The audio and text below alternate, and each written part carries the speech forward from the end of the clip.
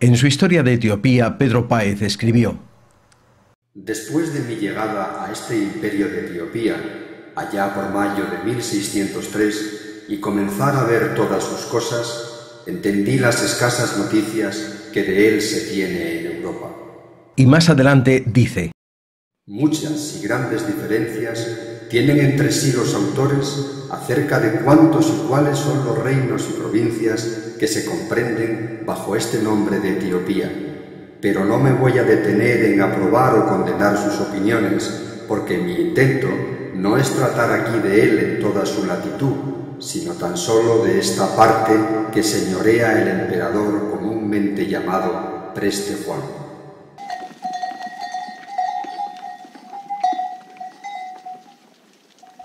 Las tierras del Preste Juan, aquel mítico rey monje que según la leyenda medieval sojuzgaba al moro, son hoy Etiopía, la tierra de rostros quemados, en griego antiguo.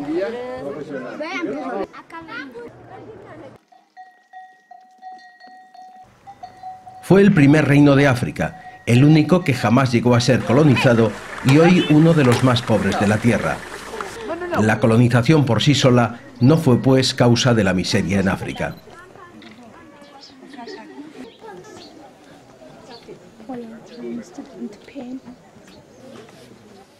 De contrastes acentuados, Etiopía sobrecoge. Es desierto y lluvia, montaña y valle, riqueza y pobreza.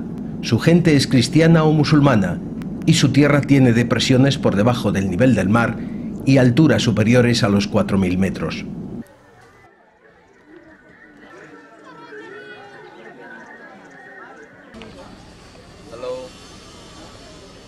En una extensión que dobla a la de España viven 80 millones de etíopes que pertenecen a varias etnias: los Amara, los Oromo, los Tigre, los Sidamo, los Somalí, los Afar.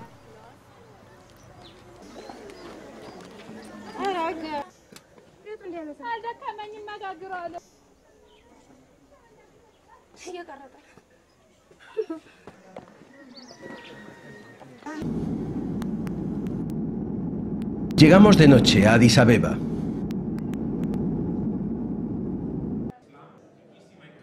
Tras la llegada, el doctor en filología semítica, Manuel Forcano, enmarcó el país con algunos datos básicos. Fue la primera de una serie de 5 documentadas conferencias que completaron la experiencia del viaje. Las estadísticas son variables, pero indican que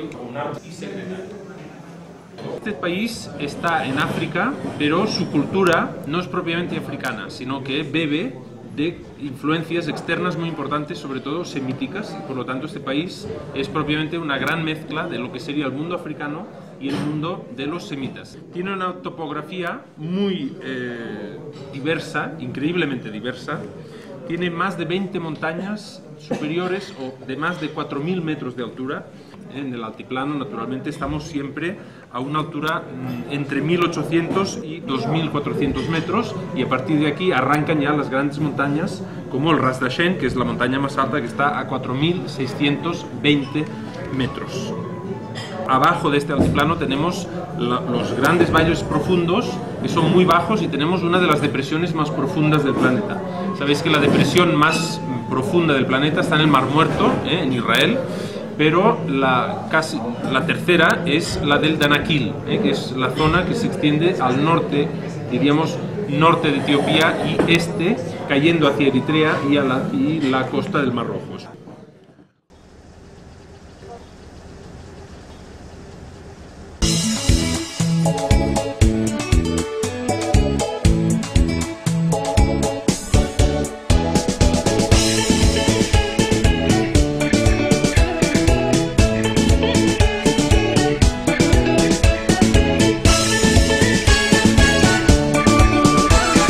Addis Abeba significa nueva flor en la lengua oficial, el amárico.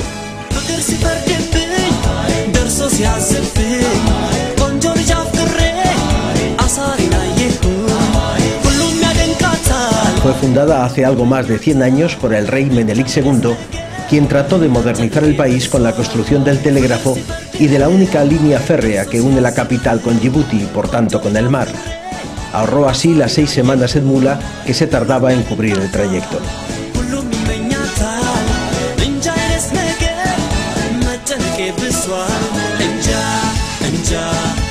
Hoy día, parte de esa vía de 800 kilómetros de longitud, así como un centenar de puentes, están siendo reconstruidos por la empresa pública española INECO, gracias a una financiación de 50 millones de euros de la Unión Europea. Addis es conocida como la Bruselas de África, por ser sede de la Unión Africana y albergar a nada menos que 77 embajadas. Sin embargo, su ritmo de vida es pausado, incluso en las horas en que la ciudad se mueve intensamente.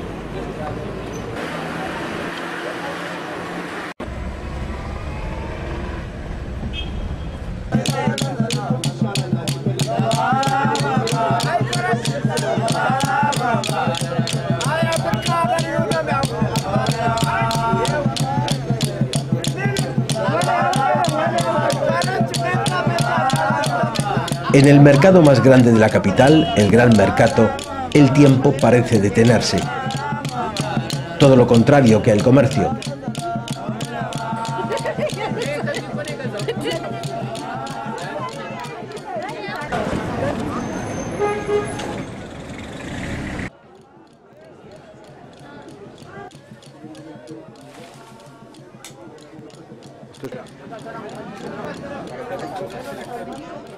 Bajo un cielo artificial de rojos y azules que suavizan la intensa luz del sol, el 60% del dinero en circulación del país cambia de manos en estos puestos. Por sus calles, alguna pavimentada, pasan diariamente 200.000 personas. África está siempre en movimiento.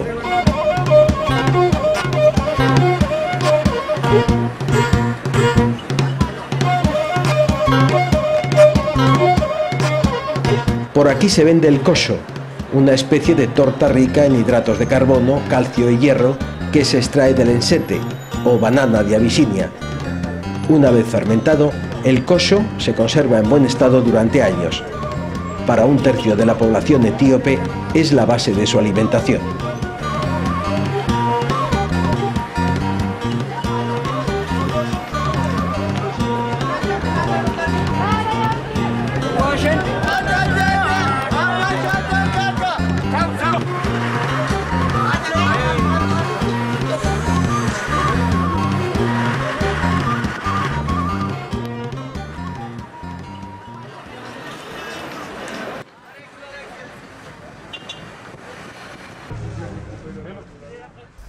Un bosque urbano de postes irregulares de eucalipto sostiene, mientras fragua el hormigón, la estructura de los nuevos edificios que se levantan en la ciudad. La construcción, hoy uno de los sectores jóvenes de la economía, ha contribuido al enorme crecimiento del país, que en 2008 aumentó su riqueza un 8,5%. Sin embargo, la renta media por habitante es al día de solo 1,5 €, frente a los 74 € diarios de los españoles.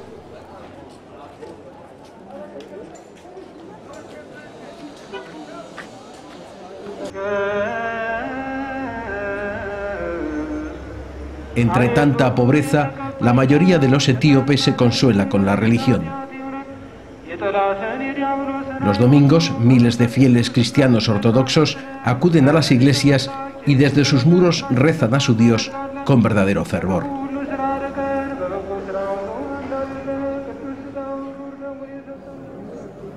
El cristianismo entró en Etiopía en el siglo IV, siguiendo por el Mar Rojo las mismas vías del comercio.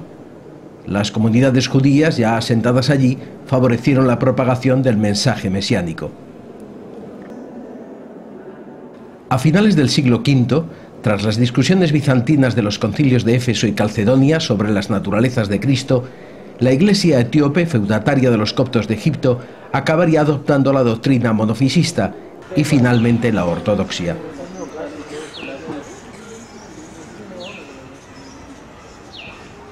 En la catedral de Kidis Selassie, en Addis, se resume la estrecha vinculación que siempre ha existido en Etiopía entre Iglesia y Estado hasta el golpe comunista de Mengistu de 1974.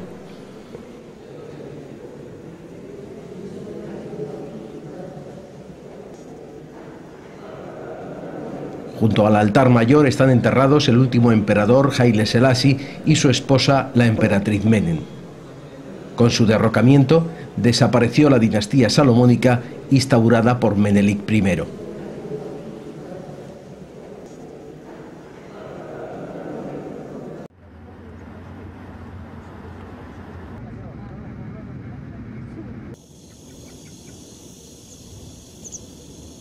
En este entorno típicamente africano, la dinastía Zagwe, la única que interrumpe la saga salomónica, trasladó la sede del reino fundado siglos atrás en Aksum. El pueblo toma el nombre del soberano Lalibela, Preste Juan para los europeos, que reinó entre los siglos XII y XIII.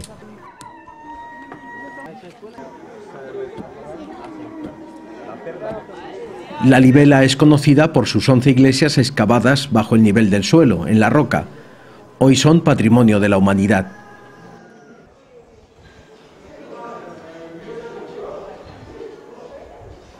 Alguna teoría asegura que el rey ordenó construirlas pensando en aprovechar el enorme flujo de cristianos que quedaron huérfanos de peregrinaje tras la caída de Jerusalén a manos de Saladino. Pero, ¿por qué se construyeron bajo el nivel del suelo? El hecho de que estén construidas así las salvaron algunas veces de los saqueos, pero no se construyeron, o no sabemos si se construyeron precisamente para evitar este tipo de ataques o de saqueos, porque cuando esto se hace, Etiopía no recibe ataques, porque los ataques a las iglesias en la historia etíope son posteriores, son a partir sobre todo del siglo XVI, cuando Ahmed Grant desde Harar saquea toda Etiopía. Hoy en día nadie explica tampoco cómo pudieron construirse con tal precisión matemática y perfección arquitectónica.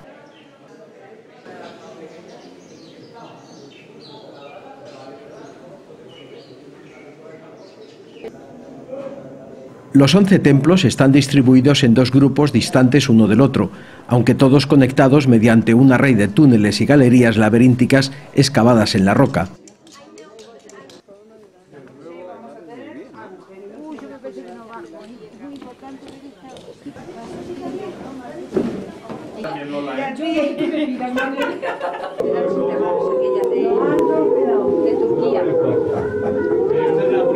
¿Quiénes son los graciosos que hacen eso? A mí lo que se me agobió fueron las aquellas de... Va bajando este. No hay murciélagos aquí, ¿verdad?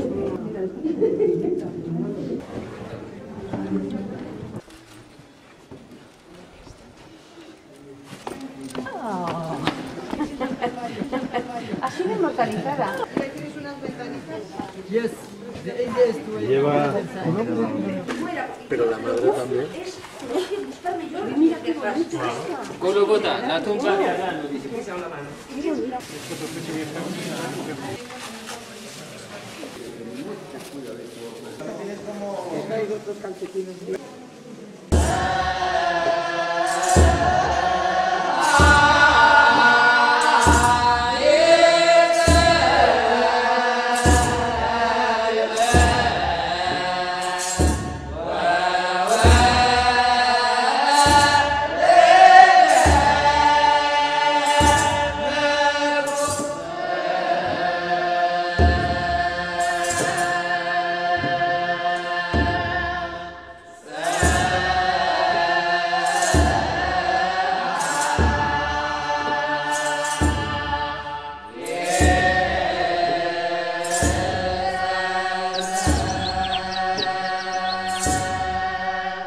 El cristianismo etíope, como dijimos que tenía una base judaica muy importante, tienen mucha consideración el sentimiento de pureza. Y los fieles cristianos etíopes son muy pudorosos en ese sentido. Se sienten impuros y vamos a ver siempre que los fieles están más fuera de las iglesias que dentro de las iglesias.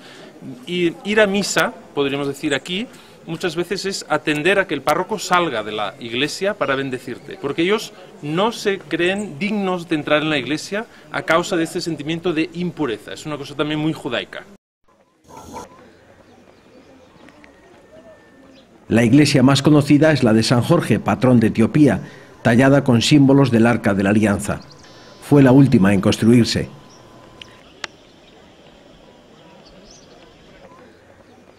Para acceder a su interior hay que descender 15 metros hasta la base por una estrecha galería.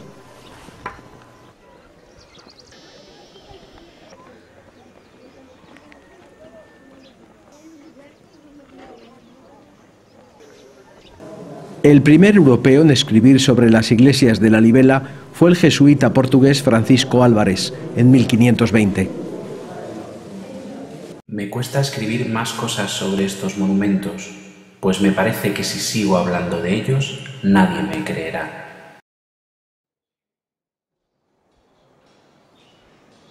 La UNESCO y la Unión Europea llevan a cabo un programa de protección de 5 de estos monumentos con la instalación de 4 gigantescos toldos provisionales que eviten la enorme erosión del agua y el sol. La solución definitiva, sin embargo, aún no se ha encontrado.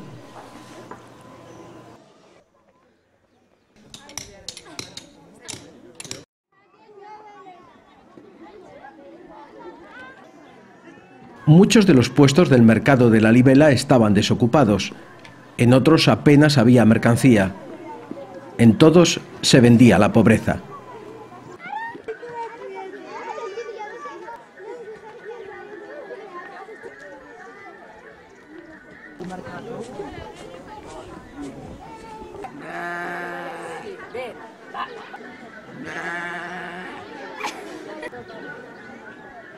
Abeba tiene 12 años.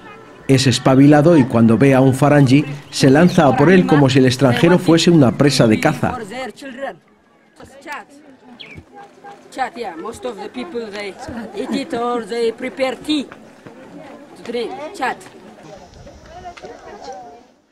Me invitó a visitar su casa,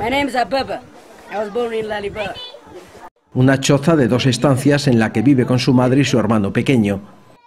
Where do you sleep? I sleep here. Su padre murió en la guerra con Eritrea, un conflicto aún hoy latente. This is my school exercise book. Yeah, I'm learning from there. She sleep here. Vive del trabajo de su madre en el campo y de la leche de sus ovejas. A diferencia de la mayoría de los niños etíopes, no me pidió un bolígrafo o dinero para un cuaderno, pero como la mayoría de los niños etíopes, quiso que apadrinase sus estudios.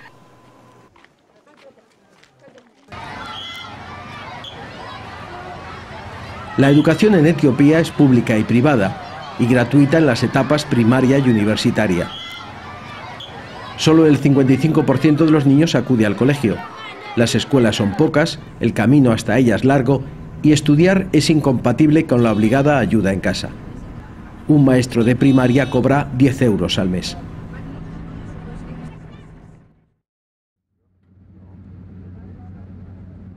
De Lalibela a Axum se sobrevuela el río Tezeque, tributario del Nilo.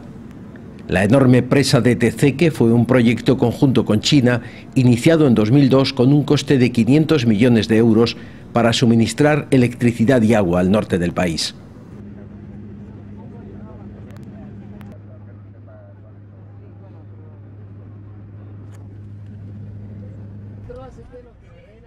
Axum fue la capital de uno de los más importantes imperios de su tiempo, como lo demuestran estos impresionantes monolitos de una sola pieza.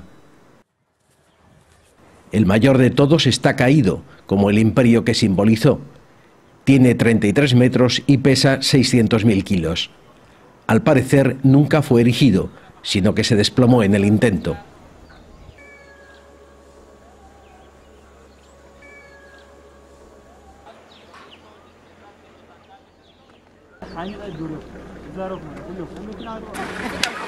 Uno tiene, este ha guardado, este sí que tiene, uno para cada uno. Axum es el embrión de la actual Etiopía.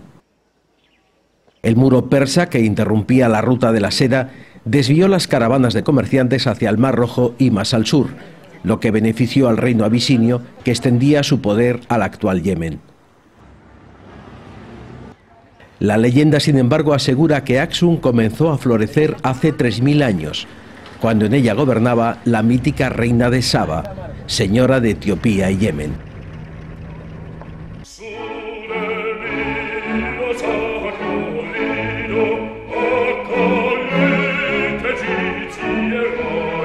Ardiente en deseos de conocer las maravillas que se contaban del soberano Salomón de Jerusalén, Maqueda emprendió viaje con 797 camellos cargados de telas, perfumes y oro, y junto al rey sabio estuvo 7 meses. Salomón, enamorado de su belleza pero sin ser correspondido, la sedujo con engaño el día de la despedida y finalmente yacieron juntos. De vuelta a su reino, la de Saba parió a Menelik, que al crecer deseó conocer a su padre. En Jerusalén fue coronado por Salomón rey de Etiopía, pero antes de regresar robó del templo el arca de la alianza y se la llevó a Axum. Según la leyenda, está guardada en esta catedral, llamada de Nuestra Señora de Sion. Nadie la ha visto jamás, salvo, al menos eso dicen, los sacerdotes que la custodian, que tampoco quieren ser retratados.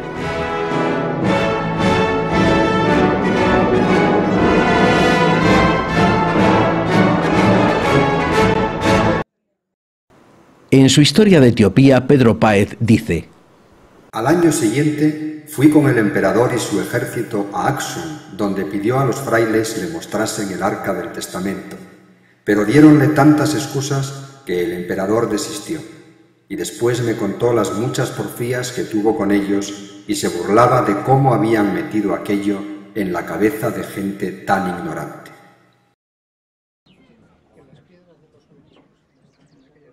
Bajo estas ruinas, muy cerca de Axum, está, según arqueólogos alemanes de la Universidad de Hamburgo, uno de los palacios que Menelik ocupó con su madre, la soberana de Saba.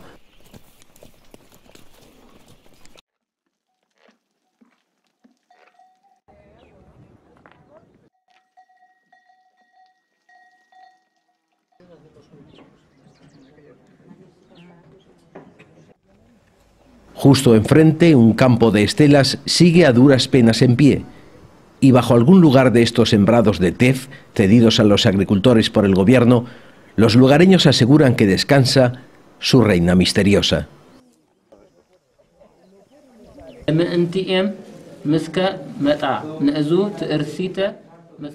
Así suena el Ge'ez, la primera lengua escrita que nace aquí en Axum y que en el siglo V sustituye al griego en las celebraciones litúrgicas.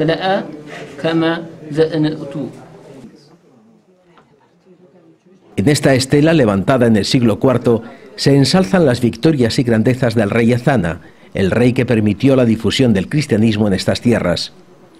En esta piedra, que llaman la Roseta de Abisinia, aparecen los alfabetos Ge'ez, griego y sabeo.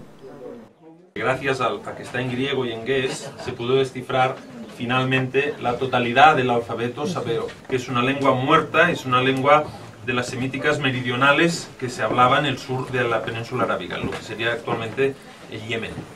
De esta lengua que está muerta solo queda una reminiscencia en el árabe que se habla en la isla de Socotra, el socotrí.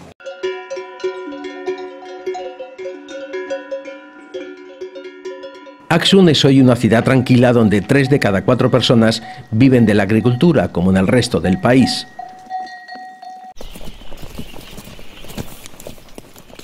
La base de la alimentación para 2/3 de la población es el tef, una gramínea endémica. Sus granos están desnudos, lo que mejora el rendimiento de harina. De este cereal, libre de gluten, se obtiene la famosa injera, una especie de crepe rico en hidratos de carbono.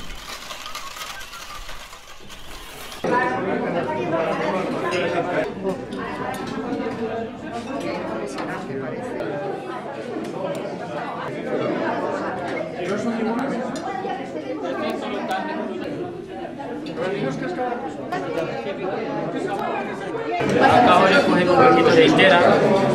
Aquí tenemos el dorobot, que es amarillo, que no pica. El dorobot es pollo. Y luego puedo coger otros con especie que lleva picante. El rojo, tenemos aquí menchet abish, que se hace con trocitos de carne bien cortaditos en trocitos, que se hace lo que le decimos menchet abish. Se coge la injera y se come. Muy bueno.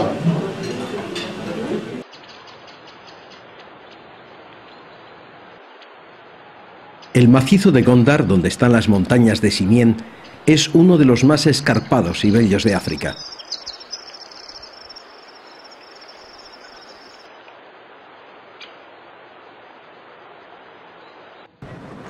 No hay carreteras desde Axum a Simien, sino una pista de tierra estrecha que salva 8 puertos de montaña con subidas y bajadas peligrosas.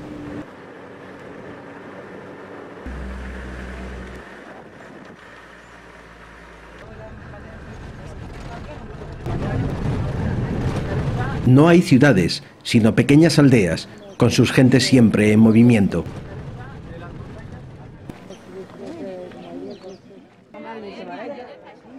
Para cubrir los 300 kilómetros de distancia se necesitan 7 horas.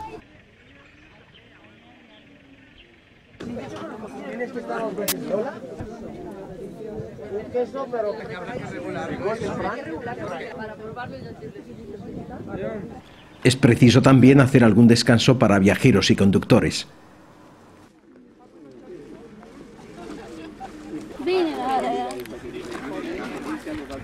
¿Tu amigo?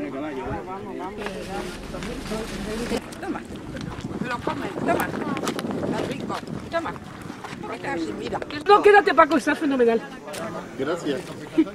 Aquí está el guapo, sí, ¿quién es? Curro, Curro. Curro, ese es Curro, ¿eh? ¿Y tú cómo te llamas? Meni Meni. Meni Meni, ¿tú te llamas Meni Meni? Curro, Ana Lena Trio. Ana.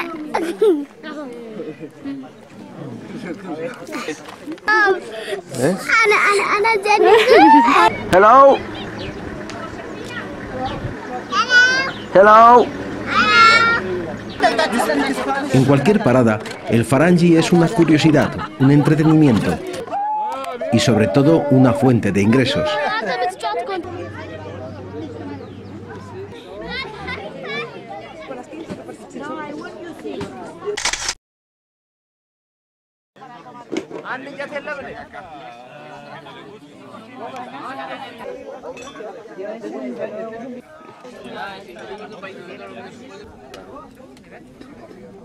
Lo utilizo cogiendo con la mano, o sea, que ni siquiera con el... Es lo mejor.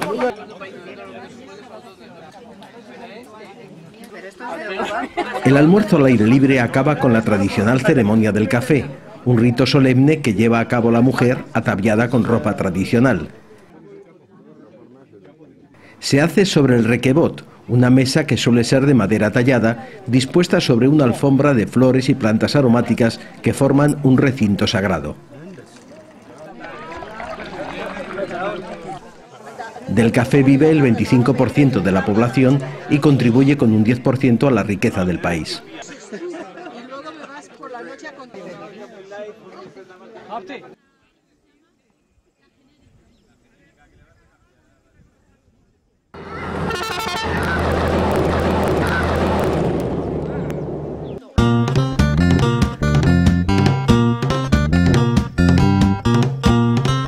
El largo camino hasta Simien da lugar a que todo cambie: el paisaje, el tiempo, la luz.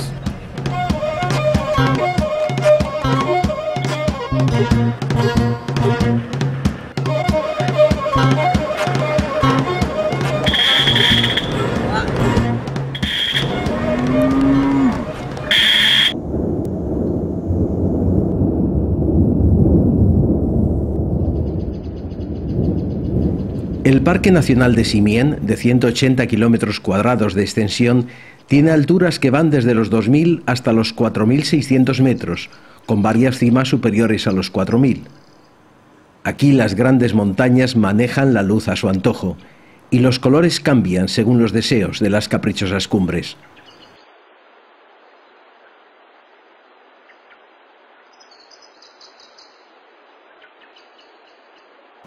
En Simien crece la quifofia foliosa con su llamativo color amarillo rojizo, el árbol de San Juan o hipérico y el brezo gigante. Este árbol que tenemos delante es una erica arbórea que en castellano se llama brezo blanco, que lo hay mucho en la península, pero allí es así bajo, normal, es el brezo, ¿no? Y solamente en el Parque Nacional de Garajonay, en Canarias, lo hay también de este tamaño de árbol. Cuelga de las ramas, es un líquen que crece sobre las ramas de la erica y que recibe el nombre de barbas de capuchino. En inglés se llama Spanish moss.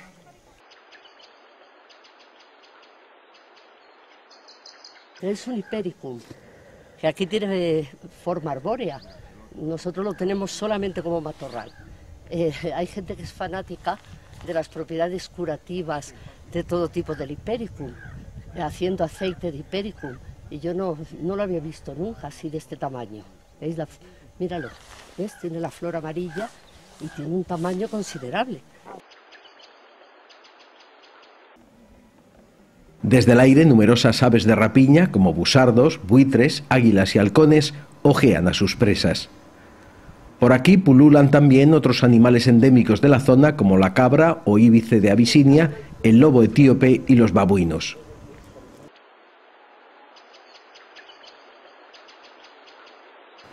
Estos mamíferos, reconocibles por su llamativa mancha roja en el pecho, viven en manadas de 3 o 4 machos adultos con su harén de hembras.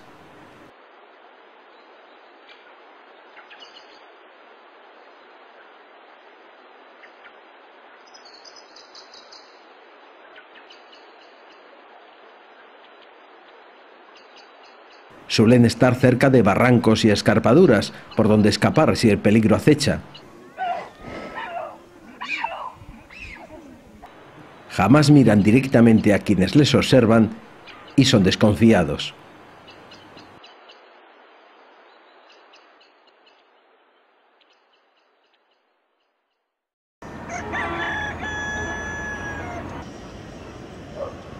Una espesa bruma protege a la ciudad de Gondar en cada amanecer del luminoso sol de la mañana.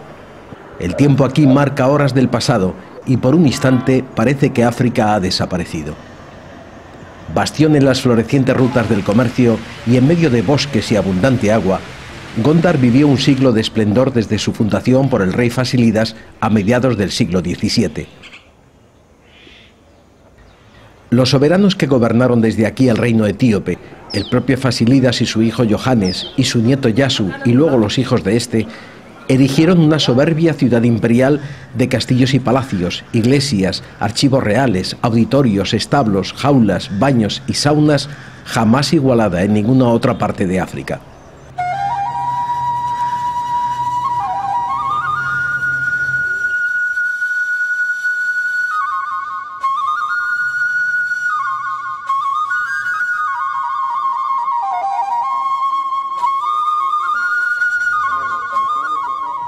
El primer edificio construido fue el Palacio de Fasilidas, de 3 pisos, donde se confunden las habilidades artesanas de maestros coptos, bereberes, portugueses e indios. El tiempo y los bombardeos británicos contra los acuartelamientos italianos durante la Segunda Guerra Mundial dejaron el recinto tal y como hoy lo vemos.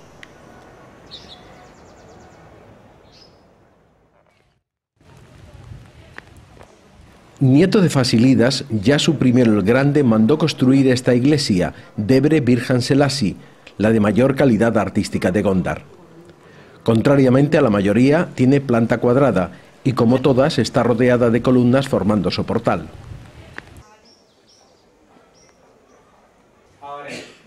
Su interior, presidido por 3 ancianos que representan a la Trinidad, el Padre, el Hijo y el amor entre ellos, recuerda a los templos bizantinos con paredes cubiertas de pinturas sobre la vida de Jesús, pintadas en tela y pegadas a la pared con engrudo. Junto a los monumentos de interés, a donde acuden los pocos turistas que llegan a Etiopía, legiones de pobres y tullidos con la mirada indiferente, perdida en la miseria de sus vidas, remueven las conciencias.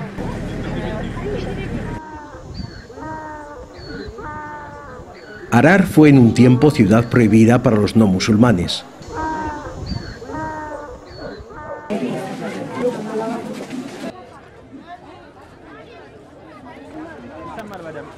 En 1856 logró entrar en ella, disfrazado de comerciante turco, el explorador Richard Burton. Era el primer europeo en profanar aquel recinto exclusivo del Islam y en salir de él con vida para contarlo.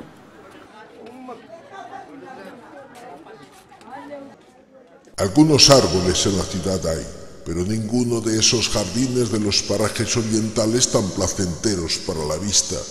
Las calles son estrechas veredas, por las que hay esparcidos grandes vertederos de basura, sobre los cuales descansan manadas de perros sarnosos de un solo ojo. Harar es una de las muchas ciudades santas del Islam. Desde aquí se irradiaba la fe del profeta y con ella el comercio. Café, telas, esclavos y armas iban y venían del interior al mar. Tras su tormentosa relación con el maestro del simbolismo, Verlaine, llegó hasta aquí el joven desdichado Juan Nicolás Arthur Rimbaud, que además de traficar con armas, escribió en su juventud algún que otro poema. Este museo, dedicado a su memoria, no fue en realidad su casa, pero recuerda su estancia en Harar, una tierra que, según algunos, acabó con su vida, sin tener en cuenta que el enfermo era él.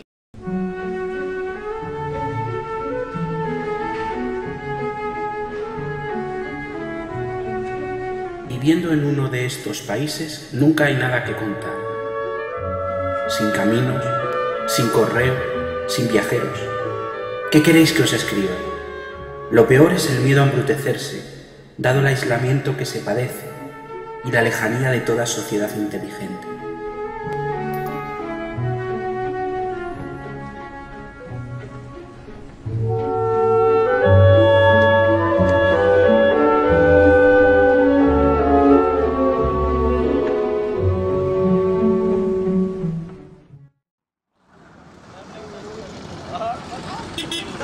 Estando Rimbaud en Harar, Menelik II la ocupó militarmente y nombró ras o gobernador a su primo hermano Makonnen, padre del último emperador Haile Selassie. Desde entonces coexisten cristianos y musulmanes en aparente armonía.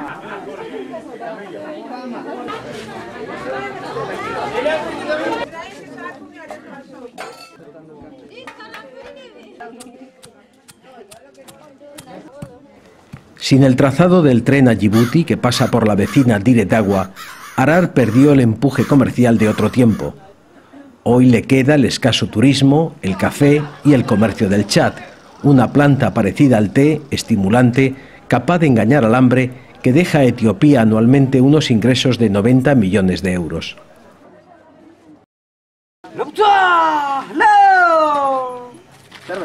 Por la noche, en un tiempo no lejano, hienas y leones acudían a comer los desperdicios de la ciudad. Hoy, ya sin leones, Este festín es un espectáculo para turistas.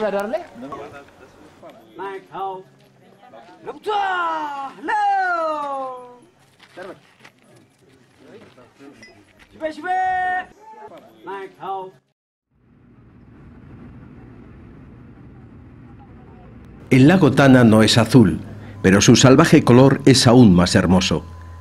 Los griegos lo bautizaron como el lago teñido de cobre. El limo de los 50 ríos que lo alimentan, entre ellos el pequeño Abay, enriquece las tierras que bañan sus aguas.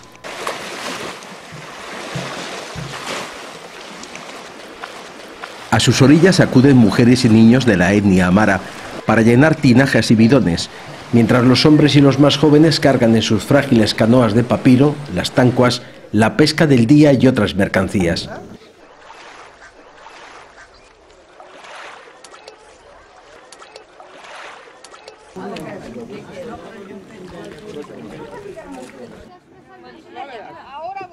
En una embarcación a motor cruzamos sus 84 kilómetros de largo, todo un día de navegación, como si atravesáramos la isla de Mallorca. Es tan inmenso que la vista no puede alcanzar sus orillas.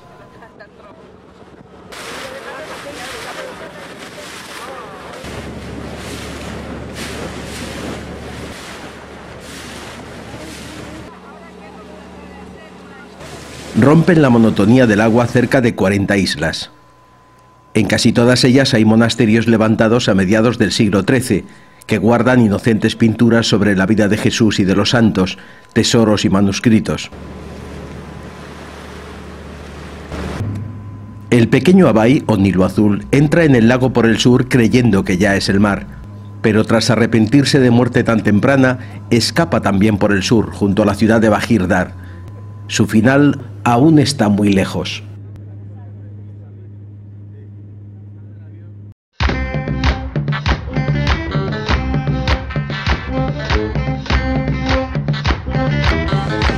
El sol implacable del mediodía ha evaporado buena parte del agua y las nubes de desarrollo vertical amenazan lluvia. Luego, al atardecer, como si nuestro barco fuera el Temerier, llega Turner y pinta el cielo.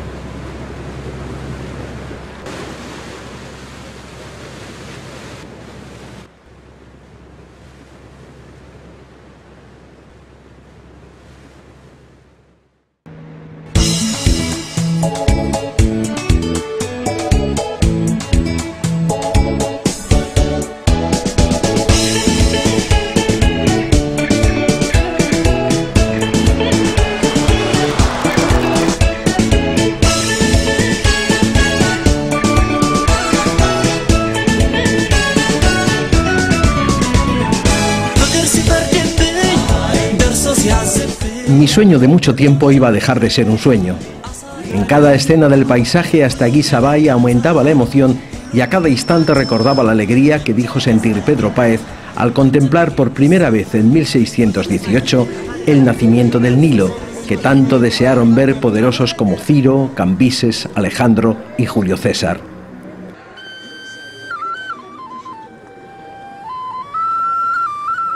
Al final del camino, aquella gran explanada inclinada de tierra roja, salpicada de árboles, se había convertido en un verdadero camposanto. Mucha gente aguardaba las abluciones o rezaba. El recinto y el agua que lo baña son sagrados para los etíopes, que acuden allí devotos.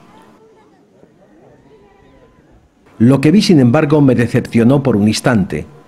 Los monjes que cuidan de las sagradas fuentes habían construido unas míseras casetas junto a un frondoso recinto en el que ocultos están al parecer los ojos del Nilo que describió Páez. El lugar no se parecía al que vio el jesuita. Está la fuente casi al poniente de este reino de Goja, en la cabeza de un pequeño valle que se forma en un campo grande, y no parecía más que dos ojos redondos de 4 palmos de largo. Pero el agua no corre por encima de la tierra, sino que llega al borde de ella. La fuente era ahora un simple caño, y bajo aquel trozo de hierro, esperanzados lugareños, con una fe capaz de soportar agua tan fría, mojaban sus cuerpos desnudos. Otros, tullidos o enfermos, confiaban en sanar algún día. Los más recogían agua como podían para luego beberla o esparcirla sobre los suyos. Me permitieron entrar descalzo y tras prometer que era cristiano y que estaba en ayunas. Separado por un muro, en otro recinto contiguo, igualmente oscuro, estaban las mujeres. A pesar de no ver los ojos del Nilo, allí estaban las verdaderas fuentes. Decenas de filtraciones de agua de aquel lago subterráneo inmenso, nodriza del gran Nilo azul, que empujaban por salir.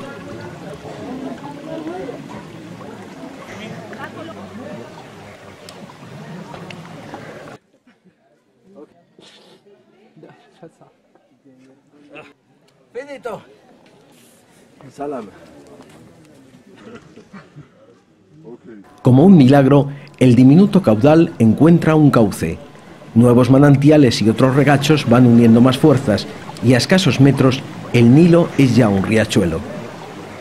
Y este río, que es la vida para muchos, va creciendo y haciéndose más fuerte y grande, sin acordarse de lo pequeño que era al nacer.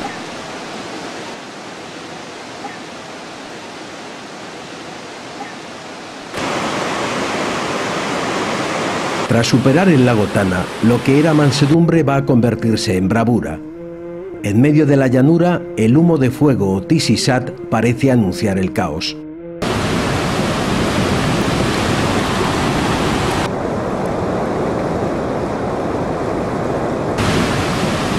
El río cae por un precipicio de 45 metros de altura y desde entonces hasta Sudán va a seguir un curso encabritado por cañones de hasta 1300 metros de profundidad, encajonado como un toro bravo.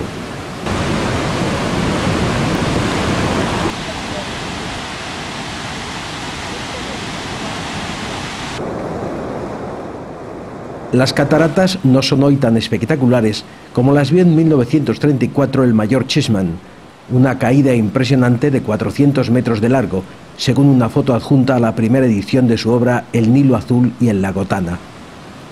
Hoy la masa de agua es menor. Un canal desvía la corriente hacia la central hidroeléctrica de Tisabai II, construida en el año 2002 tras no pocas protestas de Egipto. El turismo lo lamenta, pero el turismo solo dejaba $50.000 al año y los beneficios de la nueva presa son de $50.000 al día. Hoy ha habido suerte porque la central no funcionaba y la catarata mostraba casi todo su poder.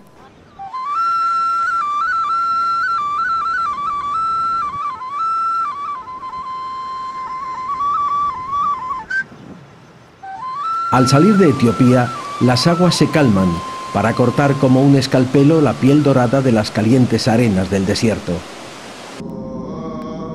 Luego, en Jartum, recibe por su margen izquierda a su hermano, el Nilo Blanco, más largo pero menos caudaloso.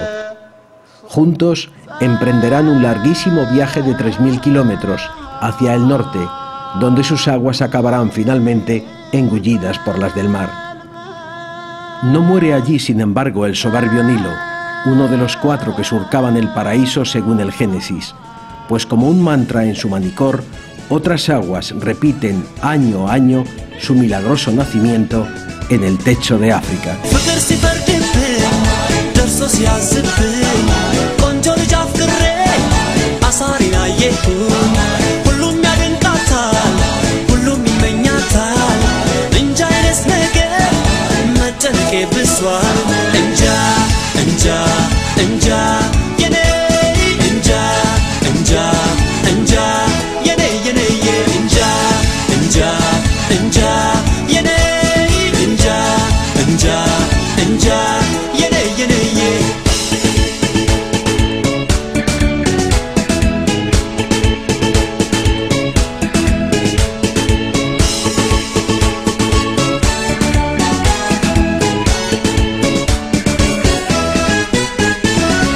Aún nos queda por conocer un último lugar. Es este pueblecito español de la provincia de Madrid, conocido en un tiempo como Olmeda de la Cebolla. Aquí nació en 1564 Pedro Páez Jaramillo, un personaje que aumentó mi pasión por las fuentes del Nilo. A veces la historia pasa tan cerca de nosotros que apenas si nos damos cuenta. Pedro Páez fue un hombre de carácter singular, fuerte, inteligente, apuesto, que vivió la aventura como una fe espiritual. Muy pocos son los profetas reconocidos por su tierra. Aún así, junto a la iglesia del pueblo, hoy llamado Olmeda de las Fuentes, ignorado por la mayoría de sus compatriotas, fue hijo suyo. Pero su verdadera estela quedó impresa para siempre en aquellas lejanas tierras que tanto amó y que su recuerdo inevitablemente ha hermanado con estos valles y montañas, tan distintos de aquellos en que nace el Nilo. Desde aquí, mi pensamiento vuela una vez más hacia las hermosas y duras tierras altas de Etiopía, que siempre guardaré en mi corazón.